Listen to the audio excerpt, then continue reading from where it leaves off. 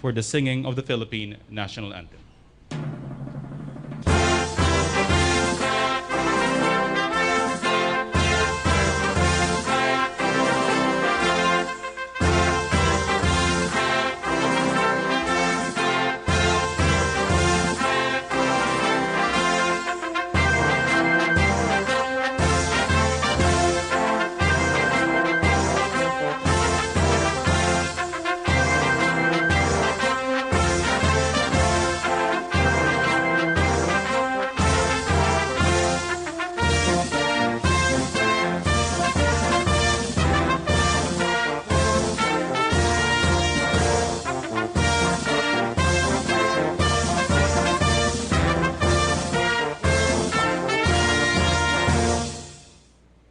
To lead our morning prayer is Ms. Teresita Ulayaw.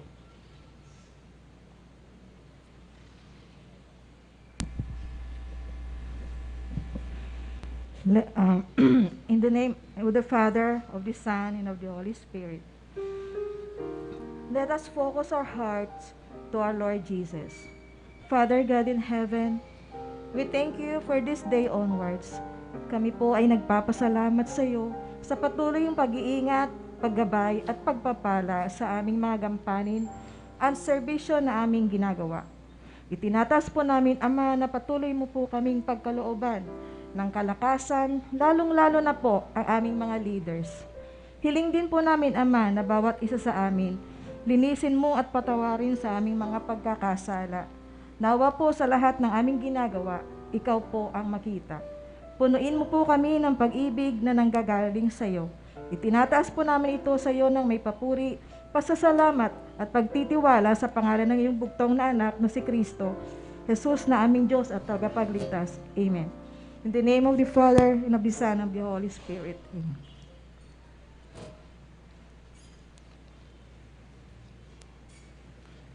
To lead the panunumpa sa watawat ng Pilipinas is Ms. Priscilla Munares. Panunumpa sa watawat ng Pilipinas. Ako ay Pilipino. Buong katapatang nanunumpa sa watawat ng Pilipinas at sa bansang kanyang sinasagisag, na may dangal, katarungan at kalayaan, na ipinakikilos ng sambayanang makadiyos, makakalikasan, makatao at makabansa.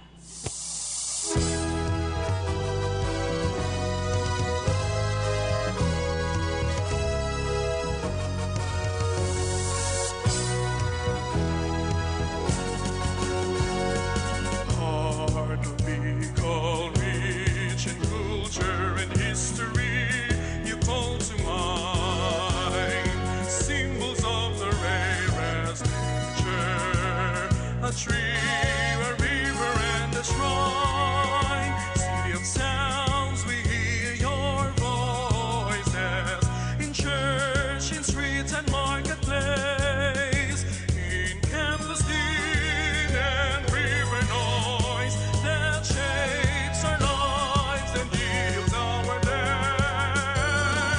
Heart of Bicol, Naga, seeking times of drought and fire and blood. We see the years of promise plenty in this cathedral town of God. Bless our city, green of praises, touch this heart anew with love. Pour upon our upturned faces all the magic of your love. Pour upon our upturned faces all the magic of your love. To lead the pagsumpa kan Servidor kan Banwaan is Ms. Rosalia V. Arejola.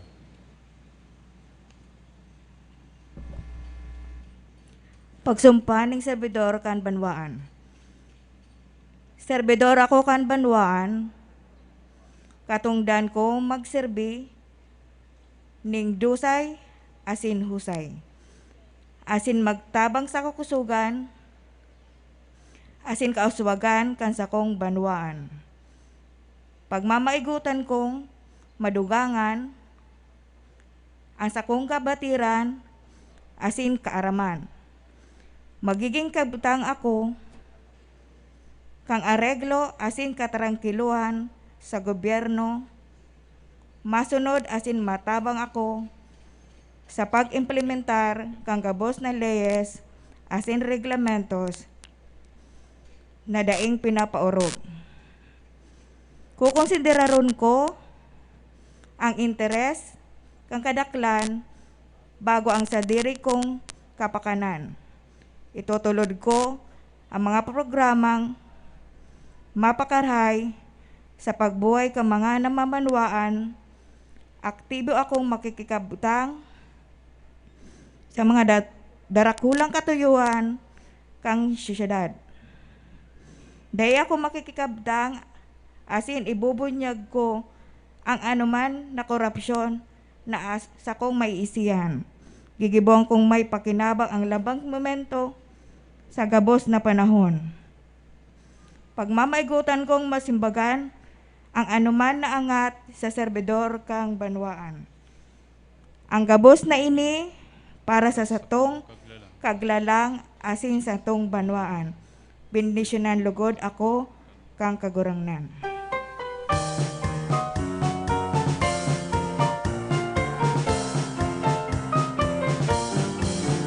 Ang serbisyo sibil ng bayan ko, lingkod na tunay ngayon kailanman. Laging tumutulong, laging nagpapayo, at sa kawali ay siyang patnubay. Ang serbisyo sibil ay tanghalin, ito ay ating dakilain.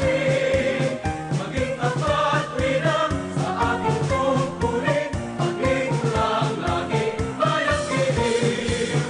Ang serbisyo sibil ay lingkod na tanging, tayo natin ito'y ating ipagpunyin. Mabuhay! Ang serbisyo sibil ng bayan ko, lingkod na tunay ngayon kailanman.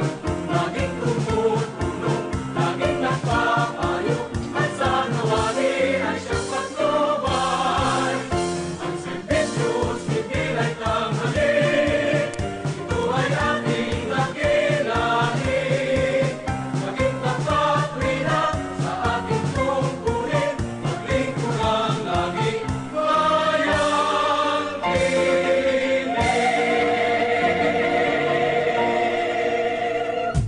Thank you. Market Enterprise and Promotions Office. At this point, we wish to acknowledge our city officials present.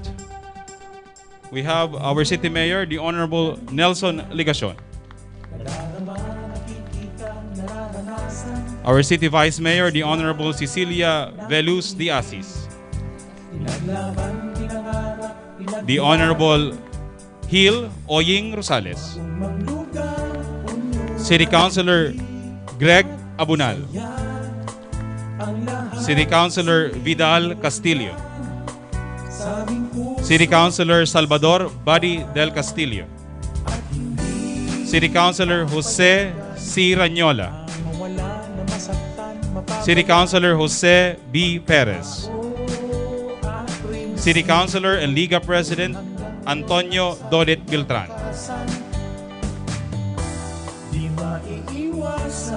May we request our city officials in front for the distribution of checks for our beneficiaries of the PIP batch of the Naga City Business Stimulus Program.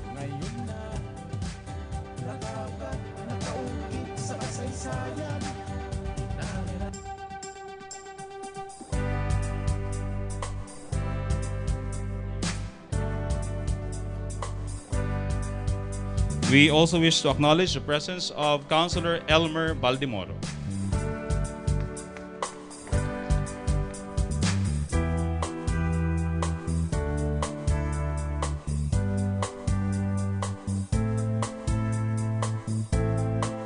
For Escalante Mitra Bulaluhan at Diversion Road Triangulo, may we request Ms. Lorna Mitra to receive your Business Stimulus Program check.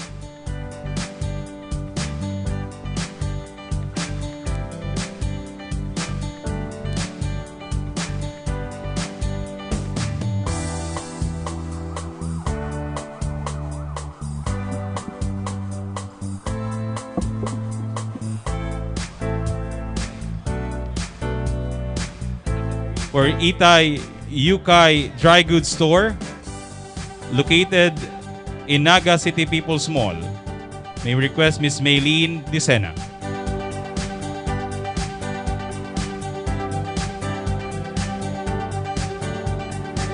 For AKZ Eatery, along Panganiban Drive, Concepcion Pequeña, may we request Ms. Aida Reyes.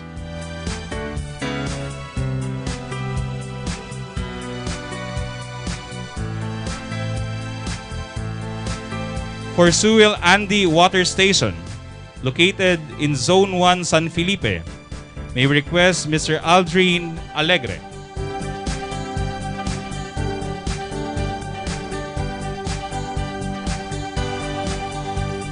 For Shailene Mobile Accessory Shop, located at Bichara Building, General Luna Street, Abelia, may we request Ms. Shailene Malaco.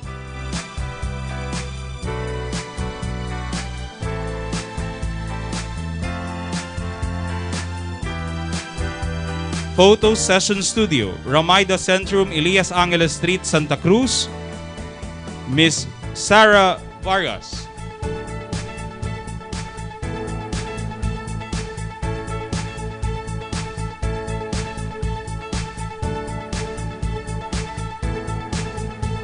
Maria Isabel A. Tan Food Court, Naga College Foundation.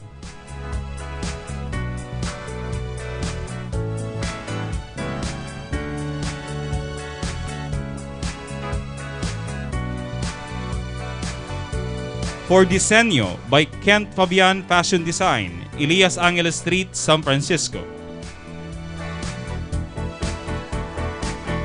Palmiano Eatery, along Ojeda Street, Dinaga, may we request Ms. Jennifer Palmiano.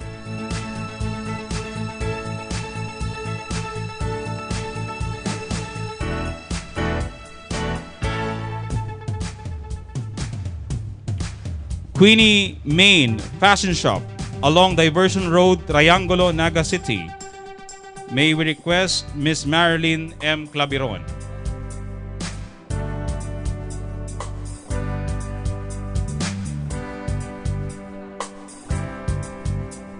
For Ana Anning Store at Naga City People's Mall, may we request Ms. Jessica Hipolito.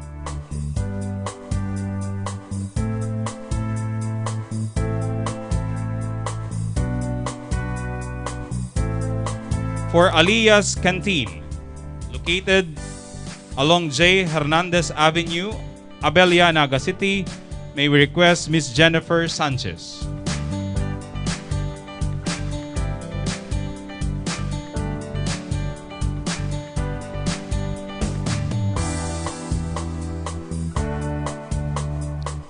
For Mangrove Side Trading, located in San Alfonso Homes, Pacol, may we request Mr. Hilario Murillo.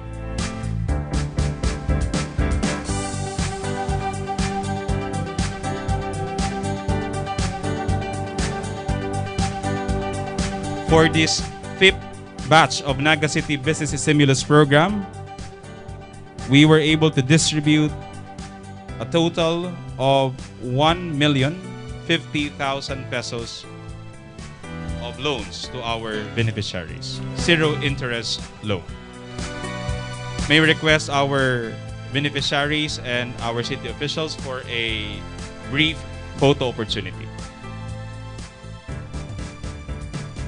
We wish to acknowledge the presence of City Councilor Hil Oying Rosales. At ngayon, nandito na, nadarama, nakikita, nararanasan, ang saya nating ngiti, pinaglaban, pinangarap, pinaghirapan, maumang lugar, puno ng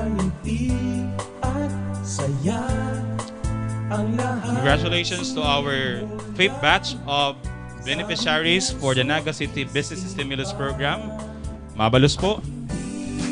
Papayagan na mawala We'll now proceed to the swearing-in ceremony of the newly promoted and appointed personnel of the Naga City Government. As we call your name, kindly proceed in front. For City Assessor's Office, Administrative Aid 1, Conchita Medina.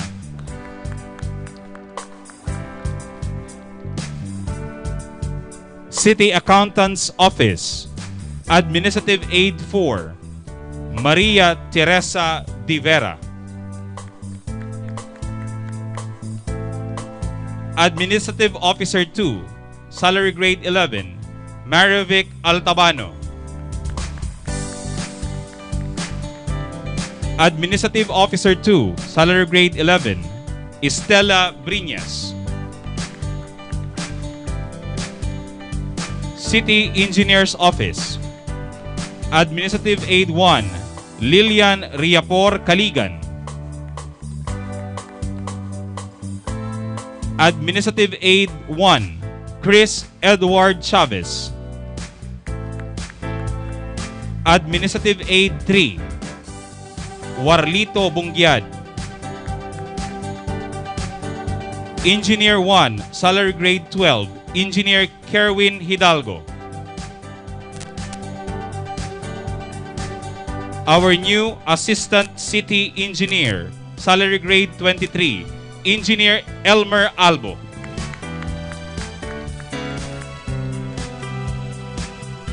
City College of Naga, Instructor 1 for Math, Salary Grade 12, James Nathaniel Refuyo. Instructor 1 for English, Miss Joy Cirujales. Instructor 1, Clinical Instructor, SG11, Rowena Rabacal. Instructor 1, Clinical Instructor, Dave Ligarto III.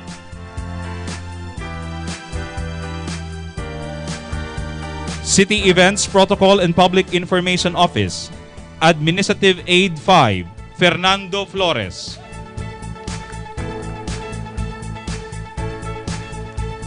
City Health Office, Security Guard 1, Ronel Bayola Nacario. Lingkod Barangay Office, Supervising Administrative Officer, Salary Grade 22, Mr. Johan Dada de la Rosa. General Services Department, Administrative Aid 1, Christy Amparo Panisal. Metro Aid 1, Arturo Diaz. City Social Welfare and Development Office, Administrative Aid 1, Maria Gloria Rodriguez. Public Employment Service Office, Metro Peso, Administrative Aid 2, Patrick Gallardo.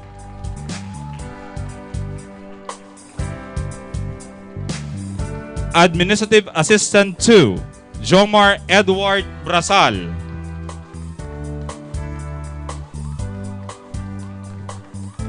City Planning and Development Office, Administrative Aid 3, Gilbert Rabosa.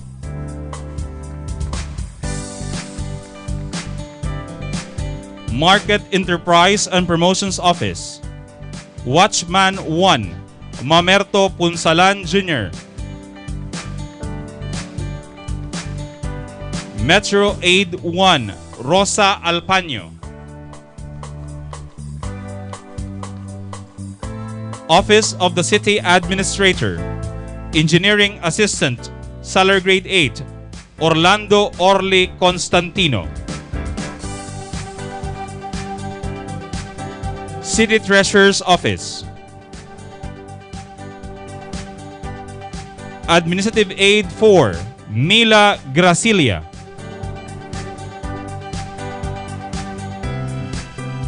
Administrative Aid 6, Emmeline Rosales. Revenue Clerk 2, Judito Felix Botor. Revenue Clerk 2, Cristabel Vilarde. Local Revenue Collection Officer 2, Salary Grade 15, J. Bongalonta.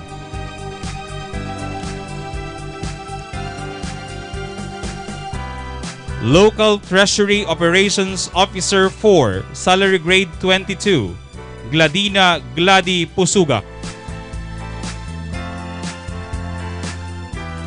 City Mayor's Office, Supervising Administrative Officer, Salary Grade 22, Rayan Cedric Rintoy. Solid Waste Management Office, Administrative Aid 1, Fernando Loria.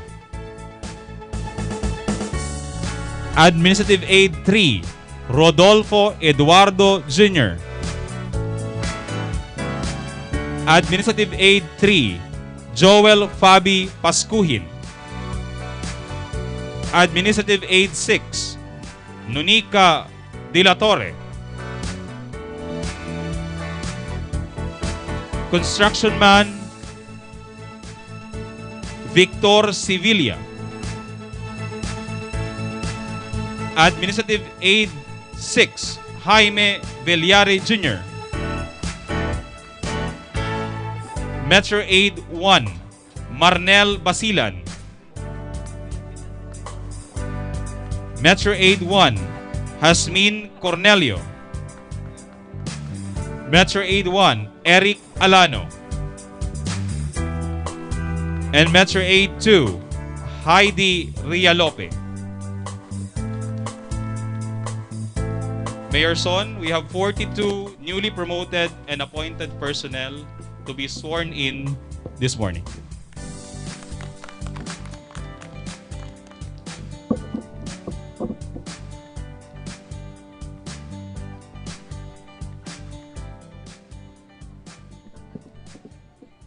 Agadon ko po sa mga pag-iriba, Vice Mayor Nene Diasis, as in miyembro kaan sanggo ni Ampang Lungsod, na ibanan po ako sa pagpapasumpa sa 42 na bagong promoted employees kan City Government.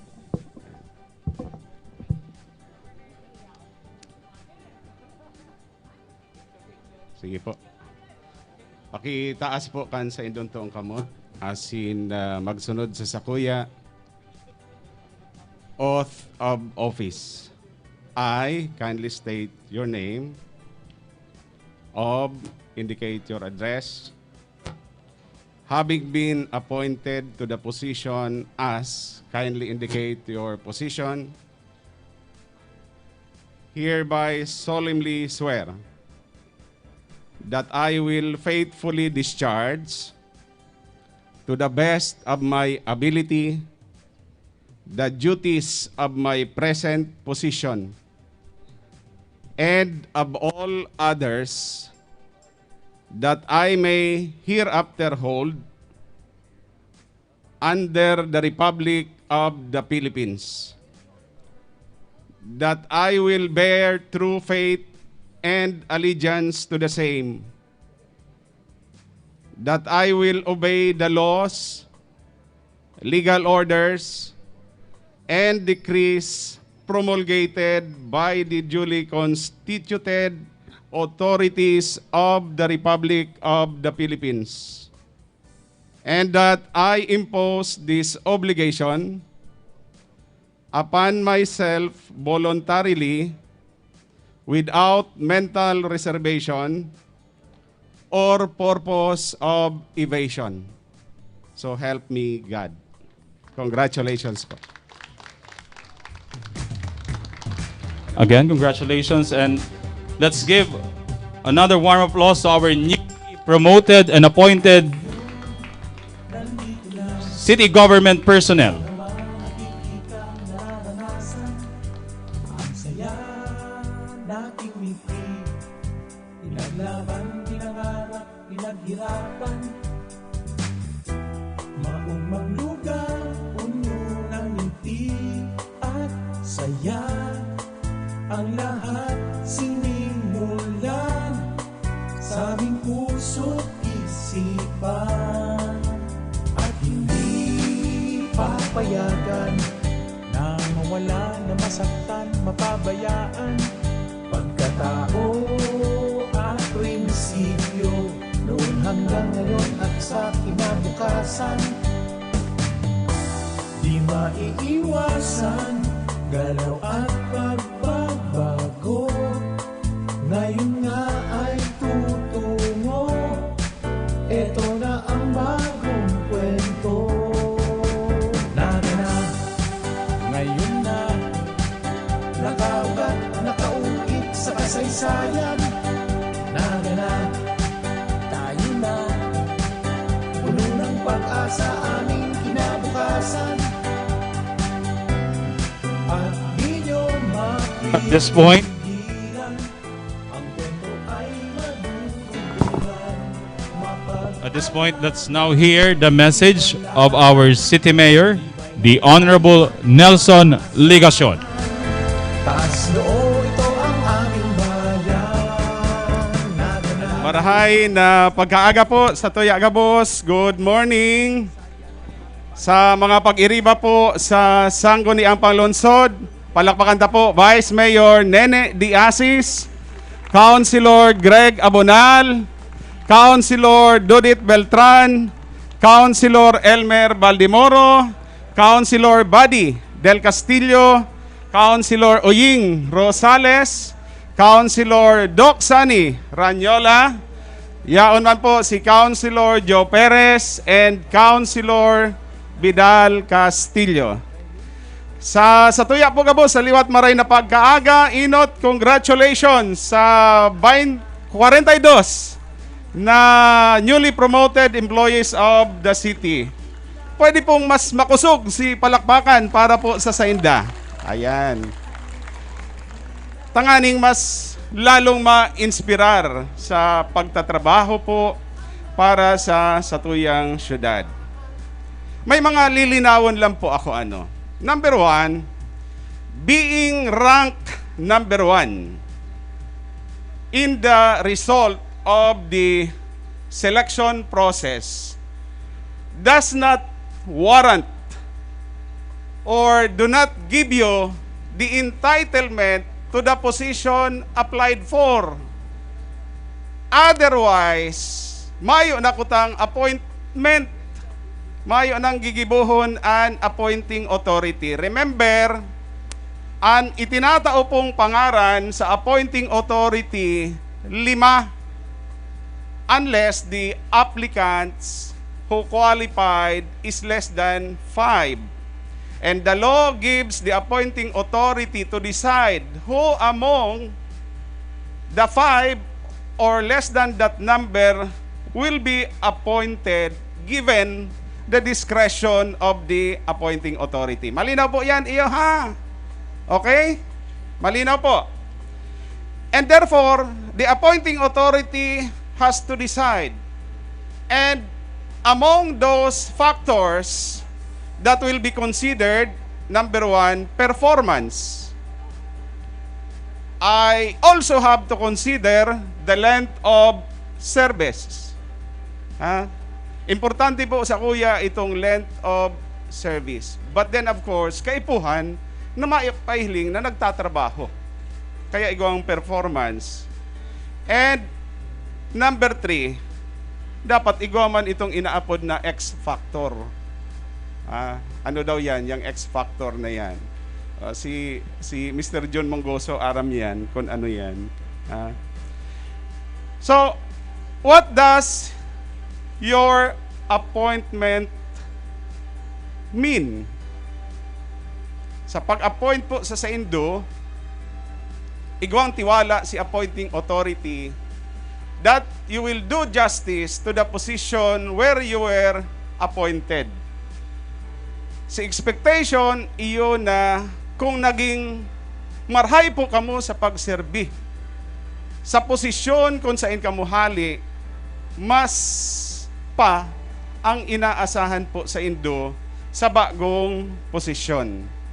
Pwede po yan? Asin dapat, perming arog po kayan ang paghiling, ang point of view kan lambang saro po sa satuya. Sa liwat po, congratulations, palakpakan ta po si mga bagong appointed employees.